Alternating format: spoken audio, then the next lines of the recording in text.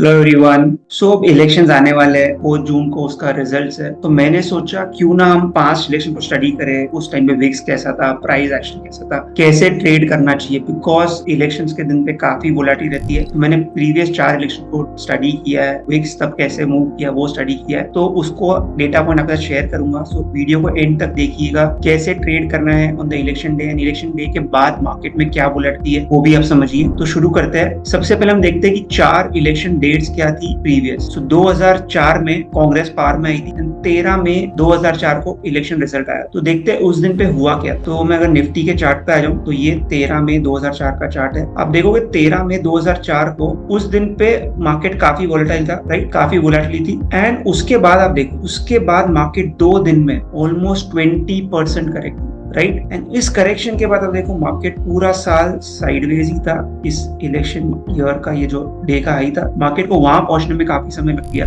But एक जो data point है कि इलेक्शन के दिन पे वोलेटिलिटी रहेगी, इलेक्शन के एक वीक तक मार्केट को एक सेट रिएक्शन देने दो। बस इस बार देखो इलेक्शन के बाद मार्केट ने एक डाउन मूव दिया, उस डाउन मूव के बाद मार्केट सेटल हुआ एंड देन स्लोली एक अपवर्ड मोमेंटम कंटिन्यू हुआ। सो इलेक्शन रिजल्ट के बाद जनरली मार्केट स्टेबल होके in the long run up में जाता है। हम इसको डेटा भी देखेंगे कि कोई भी पार्टी, ऐसा नहीं कि कोई भी पार्टी है, मार्केट में शॉर्ट टर्म वोलेटिलिटी देखने मिलेगी, बट एक बार मार्केट स्टेबल होने के बाद चांसेस है कि मार्केट ऊपर जाए। सो आपके लिए अगर आप ये देखो कि ये जो मूव्स है, राइट, ये ऐसे मूव्स हमारे मार्केट में तभी आ सकते हैं अगर जो मेजॉरिटी जनरली अगर बीजेपी सब एक्सपेक्ट करे, अगर in case for any reason नहीं आती है तो आपको ऐसा सेंटीमेंट शायद से देखने मिल सकता है for the short term. Okay, अब अगला इलेक्शन स्टडी करते हैं, देन लास्ट में सबको समराइज करेंगे। अगला था, अब देख सकते हो कि 2009 में 16 में 2009, ओके, तो ये 16 में 2009 को आया था। एंड ये आप देखो 17% मार्केट मूव हुआ उस दिन। एंड ये इंडियन मार्केट की हिस्ट्री का सबसे shortest day.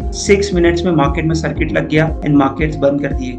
1300 points higher on the Sensex. We are circuit up straight away. I don't think we need to look at the markets again. We are frozen on circuit.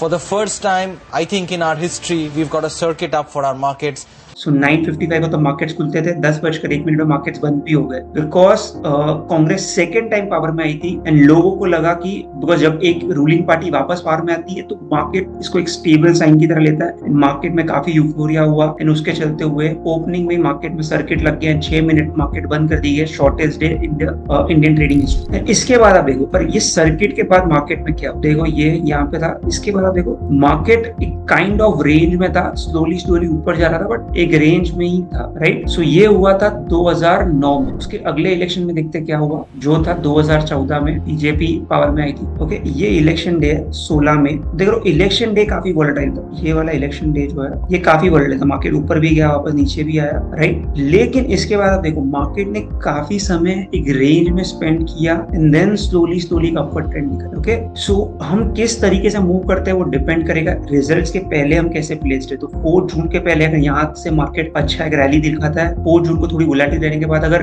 Because अगर सब कुछ price में already factored है तो आपको वो भी समझ के चलना है कि मार्केट्स उसी तरह से रिएक्ट करेंगे। मार्केट्स अगर ऑलरेडी सपोज बीजेपी एक्सपेक्ट कर रहा है, अगर मार्केट एक्सपेक्ट कर रहा है बीजेपी आएगी, मार्केट अगर उसके पहले से यहाँ से अगर अगले 10 दिन में बढ़ जाते हैं, अच्छा एक ऑल टाइम हाई भी अगर हिट करते, उसके बाद अगर मार्केट्स अगर रूलिंग पार्टी वापस पावर में आ जाती है तो चांसेस मार्केट में शॉर्ट टर्म मोमेंटम आने के बाद मार्केट वापस साइडवेज, राइट। बट विक्स क्या हुआ था वो देखना जरूरी है। See run up to the election weeks generally बढ़ता है, तो ये आप देखो विक्स ऑलमोस्ट 16 से ऑलमोस्ट 40 तक चला गया था 2014 के इलेक्शन में, राइट। लेकिन अब ये देखो जैसे ही इलेक्शन का आउटकम आता है विक्स में क्रैश देखो, विक्स सीधा 38 का वापस 18 आ गया, राइट, 2-3 दिन में। सो ये मत सोचना कि ओके बड़ा मूव आएगा, मैं ऑप्शन बाई करूंगा मुझे पैसा मिल जाए, because already options high premium price रहेंगे, बिकॉज इलेक्शन एक अनसर्टेन आउटकम है। एंड अगर बड़ा मूव नहीं आता वो ऑप्शंस के प्रीमियम्स बहुत जल्दी डीके होंगे। हमने इस साल बजट में भी देखा था, लोग एक्सपेक्ट कर रहे थे बड़ा मूव आया, बड़ा मूव नहीं है, ऑप्शंस प्रीमियम 50 से 60% इंट्राडे डीके हो, राइट। सो आपको स्ट्रैटेजी से प्ले करना है एंड मैं अगेन एक वीडियो बनाऊंगा जिसमें हम स्ट्रैटेजीज क्या प्ले कर सकते हैं, उस पर डिटेल वीडियो। अगर आपको वीडियो चाहिए, अगर आपको चाहिए कि मैं एक डिटेल वीडियो भी बनाऊं स्ट्रैटेजी का, कमेंट करेंगे एंड ज्यादा रिस्पॉन्स रहता है डेफिनेटली मेक। बट अगर ये इन्फॉर्मेशन भी आपको पता रहेगी तो भी आई थिंक इट्स हेल्पफुल, आप खुद की अपनी स्ट्रैटेजीज बना सकते हैं। सो ये डेटा पॉइंट है कि विक्स इलेक्शंस के बाद क्रैश होता है। अगला इलेक्शन देखते हैं 2019 की जो डेट थी 23 मई थी। 23 मई को अगर आप देखो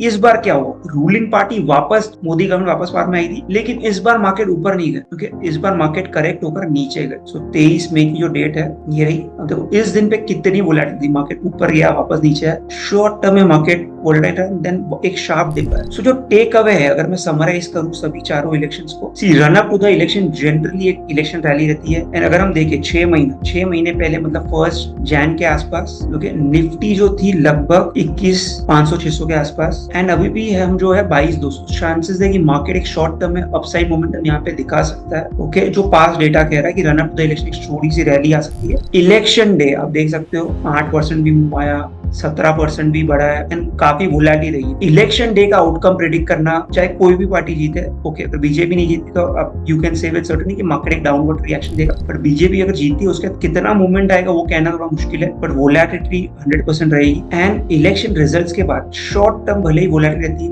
market 6 month from the election date generally एक पॉजिटिव क्लोजिंग देते हैं, एक पॉजिटिव अपवर्ड डायरेक्शन देते हैं। सो ये डेटा पॉइंट आप ध्यान में रख सकते हैं। तो सपोज इलेक्शन में अगर आपको एक इन केस अगर करेक्शन भी है तो आपको अच्छी अपॉर्चुनिटी मिलेगी लोअर लेवल्स पे। इलेक्शन डे वोलेटाइल रहेगा तो आपको ऑप्शन स्ट्रैटेजी काफी सोच समझ के करनी है। ये नहीं सोच सकती अच्छा मैं बाई करूंगा तो इजीली पैसा बन जाएगा, बिकॉज हमने जैसा कि मैंने कहा कि इंडिया विक्स भी काफी क्रैश होता है। सो वो भी आपको ध्यान रखना है कि अगर इंडिया विक्स कम होगा तो आपके ऑप्शन के प्रीमियम्स भी काफी कम हो जाएंगे। तो आपको इसको एकदम स्मार्टली पे करना है। आई थिंक बैक स्प्रेड्स एक अच्छी स्ट्रैटेजी है जो प्ले की जा सकती है, जिसमें अगर बड़ा मूव आता है तो भी आपको पैसा बन सकता है, मार्केट रही नहीं पड़ता तो भी आपको नेट क्रेडिट है, आपको पैसा बन सकता है। सो इसको हम नेक्स्ट वीडियो में डिस्कस करेंगे। Let me know in the comment अगर आपको चाहिए कि मैं इस पे वीडियो बनाऊं। पर जो फाइनल टेक अवे अगर मैं कंक्लूड करूं, सी इलेक्शंस पे इतना इंपैक्ट क्यों आता है, बिकॉज सी जो रूलिंग पार्टी आती है वो इकोनॉमिक्स पॉलिसी शेप्स करती है, एंड वो पॉलिसीज इंडियन कंपनी की अर्निंग्स को इंपैक्ट करती है, राइट। सो जैसे जैसे कंपनी की अर्निंग्स जो पार्टी पावर में आई, सपोज कोई पार्टी है वो जो प्रो मार्केट से लॉन्ग टर्म कैपिटल उनको कम करना है तो मार्केट उसको पॉजिटिव लेके दिल रही है। कोई पार्टी है जिनको सपोज नहीं करना है या बढ़ा दे तो मार्केट उसको नेगेटिव लेके वैसे रिएक्ट करे। तो शॉर्ट टर्म में भले एक इम्पैक्ट आएगा, एंड कहते भी है